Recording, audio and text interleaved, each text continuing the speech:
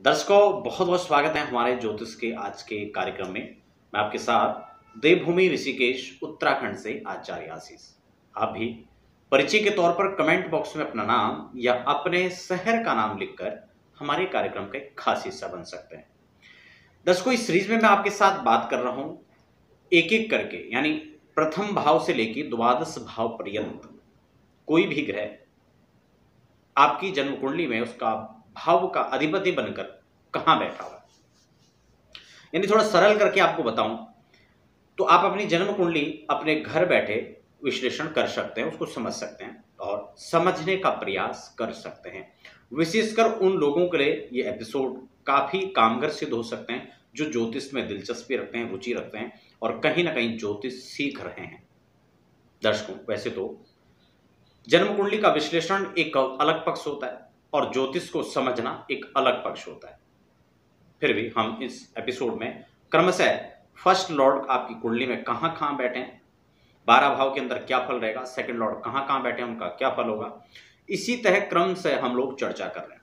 आज की चर्चा को हम लोग आगे बढ़ाएं। यदि आप नए दर्शक हैं और चाहते हैं कि तमाम ऐसे ही अध्यात्म और ज्योतिष की वीडियोस आप समय समय पर देखें तो चैनल को सब्सक्राइब जरूर कर लीजिए, साथ ही बेल आइकन को भी हिट कर लीजिए। अब हम समझते हैं एपिसोड से संबंधित कोई आपका क्वेश्चन होता है तो आप कमेंट बॉक्स में मुझे लिख सकते हैं, मैं समय अनुसार आपका रिप्लाई करूंगा।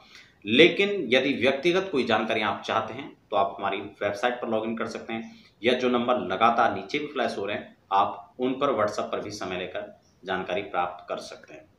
तो आइए आज हम बात करेंगे कुंडली के महत्वपूर्ण भाव यानी भाग्य स्थान को लेकर।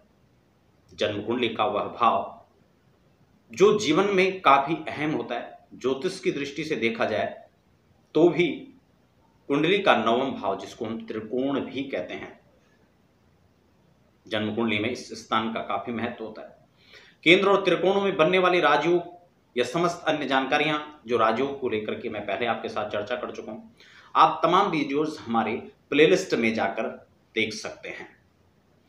तो अब हमारा भाग्य हमारे साथ है नहीं है, कितना प्रतिशत कार्य कर रहा है, ये भाग्य का लॉर्ड कहां बैठा हुआ है तो हमें क्या लाभ मिलेगा, क्या हम वास्तव में लकी हैं या नहीं है, किन मामलों में हम भाग्यशाली कहे जाते हैं, ये तमाम जानकारी हम आज के एपिसोड में हासिल करने वाले हैं। नवमेश यदि जन्म कुंडली के प्रथम भाव में बैठे और द्वादश भाव पर्यंत कहीं भी बैठता हो तो क्या शुभाशुभ फल समझना चाहिए। वैसे इससे पहले हमें यह भी समझ लेना परम आवश्यक हो जाता है कि आपका भाग्य का लॉर्ड है कौन, अर्थात आपका भाग्येश कौन है और उसकी स्थिति क्या है जहां पर भाग्येश बैठे हुए हैं। क्या वह स्वग्रही हैं, क्या वह मित्रग्रही होकर बैठे हैं, क्या वह शत्रु क्षेत्र होकर के बैठे हुए हैं या नीच अथवा उच्च के होकर बैठे हुए हैं। ये समस्त जानकारियां और इस रूप में समझना भी महत्वपूर्ण हो जाता है।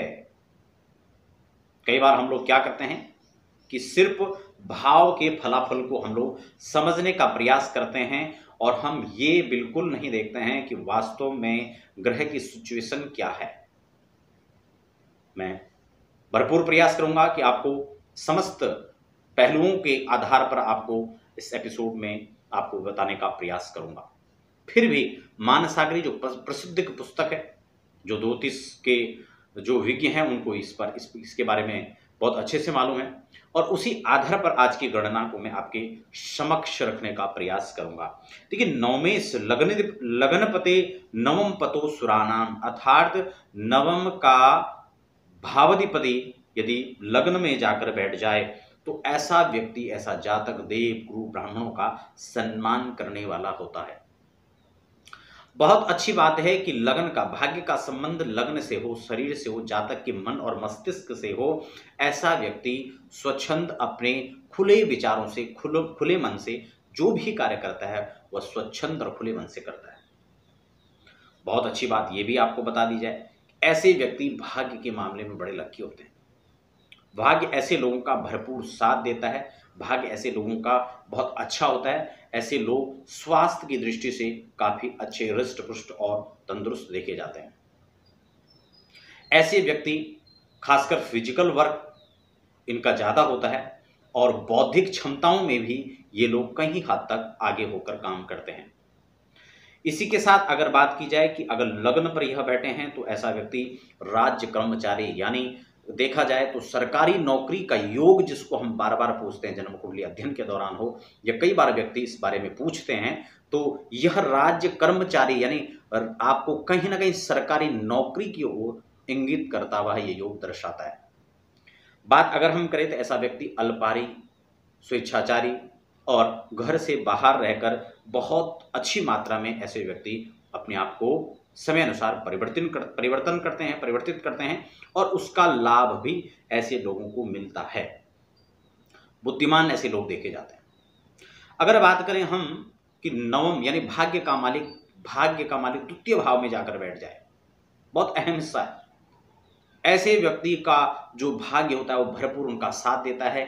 ऐसे व्यक्ति धनी होते हैं, बुद्धिमान होते हैं, बुद्धि के मामले में बड़े कुशाग्र बुद्धि ऐसे लोगों की देखी जाती है और मल्टीपल तरीके से ऐसे व्यक्ति अपने जीवन काल में धन का अर्जन करते हैं।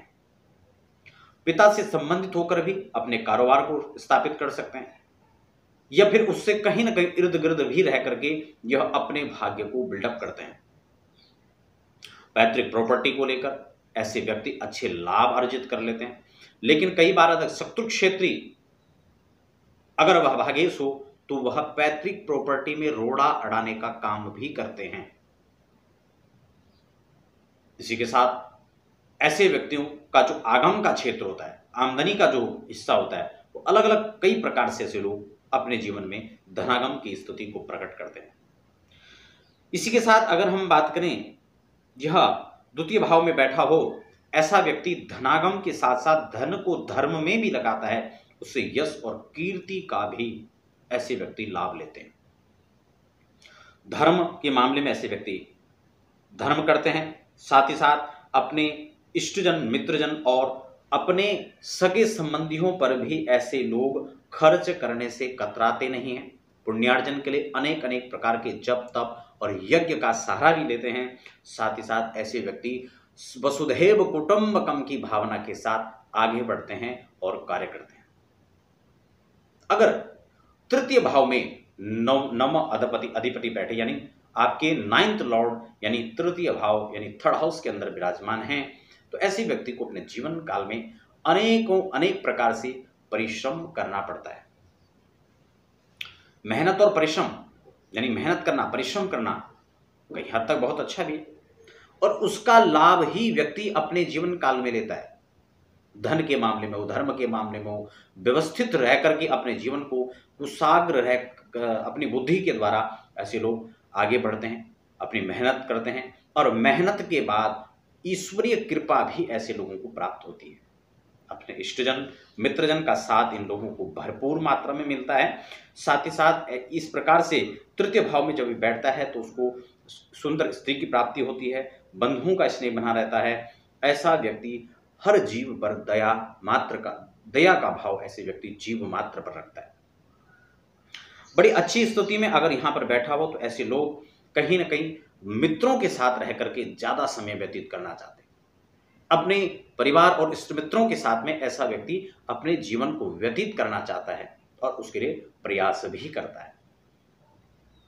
अगर हम बात करें कि नवमेश आपके चतुर्थ भाव में बैठे यानी 4th हाउस में अगर बैठते हैं, ऐसा व्यक्ति अपने जीवन काल में धन, वैभव, यश और प्रतिष्ठा को प्राप्त करने के साथ अच्छी प्रॉपर्टी का मालिक होता है, अच्छे यश को कमाता है और अपने परिवार के साथ में रह करके ऐसा व्यक्ति धर्म कर्म करता है और विख्यात होता है, अपने माता पिता का भक्त होता है, पुण्यवान धनवान रह करके ऐसा व्यक्ति हमेशा कार्य करता है और उसका लाभ लेता है।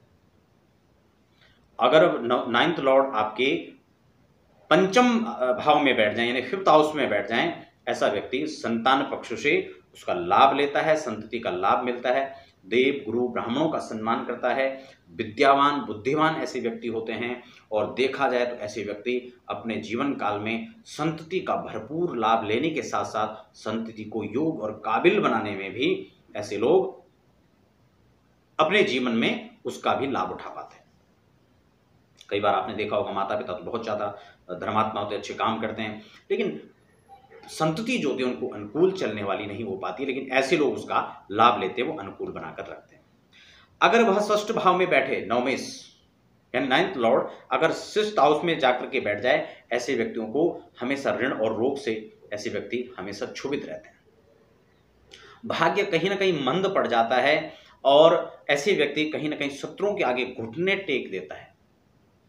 इनका यश पराक्रम कई बार काम नहीं करता है। भाग्यहीन ऐसे व्यक्ति हो जाते हैं, कर्ज शत्रु इनसे पीड़ित हो जाते हैं, शास्त्र आदि की निंदा में रत हो जाते हैं और उन व्यक्ति को अपने जीवन काल में कई प्रकार से परेशान होना पड़ता है। वहीं अगर भाग्य भाव का मालिक सप्तम भाव में बैठ जाए, दोनों भाव अहम हो जाते हैं, काफी महत्वपूर्ण हो जाते हैं हर दृष्टिकोण से।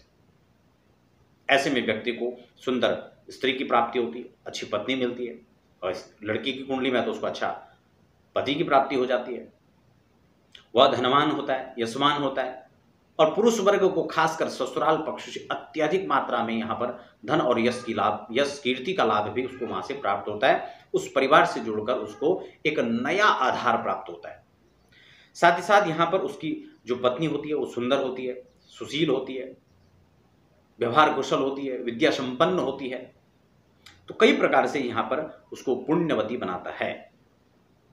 अगर नवमेश अष्टम भाव के अंदर विराजमान हो जाए तो ऐसे व्यक्ति दुष्ट हिंसक प्रवृत्ति के और बंधु बांधवों से हीन देखा जाता है। अगर यहाँ पर क्रूर ग्रह बैठा, पाप वृत्ति पाप में होकर के बैठ जाए, शत्रु क्षेत्र में जाकर बैठ जाए और नवमेश यदि पाप ग्रह हो तो ऐसा व्यक्ति कहीं न कहीं दाम्पत्य सुखद जीवन से भी दूर हो जाता है।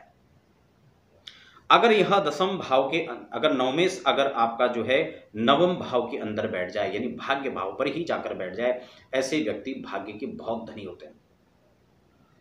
अपने जीवन में अगर मिट्टी में हाथ मारा तो भी सोना बनकर प्रकट होगा, लेकिन कब? जब उसकी दशा होगी। अनुकूल वह ग्रह होगा, केंद्र में जाकर बैठा होगा, त्रिकोण में, स्वक्षेत्र में जाकर के या फिर मित्र क्षेत्र में जाकर बैठे होंगे तो इसका जीवन काल में अत्यंत लाभ वह व्यक्ति उठा सकते हैं। अगर नहीं है तो उससे संबंधित जो रेमेडीज है, वैदिक उपाय करके भी ऐसे लोग अपने जीवन काल में उसका लाभ उठा पाते हैं।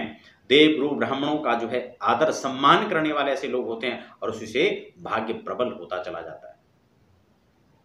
यात्राओं के शौकीन होते हैं ऐसे लोग, अपने यश कीर्ति के लिए अनेक प्रकार के धर्म कर्म में रत रहते हैं और इसी के साथ ऐसे व्यक्ति सभी में समभाव और प्रीतिमय वातावरण बना करके अपने जीवन काल में आगे बढ़ते हैं। अगर नवमेश आपके दसम भाव में बैठ जाएं यानी 10th हाउस के अंदर बैठ जाएं, ऐसे व्यक्ति को कहीं ना कहीं रोजगार की दृष्टि से देखा जाए या फिर अपने सामूहिक जीवन को, सामान्य जीवन को देखा जाए तो वह व्यक्ति अपने पिता के इर्द गिर्द रहकर काम करता है या फिर सरकारी नौकरी के भी प्रबल योग बनने की संभावना यहां पर बनती है। राजनीति में भी ऐसे लोग दिलचस्पी रखते हैं और उनको उसका भी लाभ मिलता है। जन समुदाय का स्नेह उनको मिलता है। तो बहुत प्रकार से या फिर कहीं ना कहीं कॉन्ट्रैक्टर जो लोग होते हैं, ठेकेदारी का काम करते हैं, कमीशन एजेंट जो होते हैं, वह भी इस प्रकार के योगों को संभावित रूप से यहां पर पहुंचाने का काम करते हैं। तो ये बड़ी अच्छी स्थिति यहां पर जो है राज्य कर्मचारी यानी सरकारी नौकरी, सूर होते हैं, विद्वान यहां पर हो सकते हैं, माता पिता के भक्त और पुण्यात्मा होते हैं, अपने यश और कीर्ति के लिए भी काम करते हैं, धन का धर्म में व्यय करते हैं। ये बहुत खास बात इन लोगों में होती है। और अगर नवमेश लाभ भाव यानी एकादश के अंदर हो, ऐसा व्यक्ति मल्टीपल तरीके से धनागम की स्थितियों को व्यवस्थित करते हैं, प्रकट करते हैं और कई कई प्रकार से यह लोग धनागम करते हैं। विदेशों से संबंध होने या विदेशों से धनोपार्जन की स्थिति को यह लोग प्रकट करते हैं। कई बार विदेश में जाकर ही, कई बार घर बैठे ही यह लोग विदेश से संपर्क करने के बाद अपने जीवन में अनेक प्रकार के अपनी इच्छाओं को पूर्ति करने के लिए धनागम की स्थिति को बनाते हैं। भाग्य से लोगों का भरपूर साथ देता है। देवगुरु ब्राह्मणों के सम्मान करने वाले होते हैं, माता पिता का आदर करते हैं, बड़ों का आदर करते हैं और इसीलिए इनका भाग्य सुदृढ़ होता चला जाता है। वहीं इसके विपरीत आचरण करने वाले इसका भरपूर लाभ नहीं ले पाते। अगर हम बात करें ऐसे व्यक्ति को, यहां पर जो लिखा हुआ है कि ऐसा जो जातक है वो दीर्घायु होता है, धर्मात्मा होता है, धनवान होता है, का लोक में स्नेह रखने वाला होता है और राजा से ऐसे व्यक्ति सम्मानित होते हैं। समाज के काम करने में ऐसे लोग आगे होते हैं और विख्यात हो जाते हैं। कई बार सामाजिक अच्छे कार्यकर्ता ऐसे लोग बैठते हैं और उत्तम पुत्र को जन्म देकर उत्तम संस्कारी भी ये लोग बना लेते हैं। और अगर हम बात करें कि यह भाग्येश द्वादश भाव में पहुंच जाए तो यहां पर इसकी स्थिति थोड़ा सा कमजोर जैसी हो जाती है। कई बार देखा जाता है कि व्यक्ति बहुत परिश्रम करता है, बहुत मेहनत करता है, लेकिन मेहनत के उस पड़ाव में उस व्यक्ति पर रहमत की जो गुंजाइश होती है वो बहुत कम नजर आती है।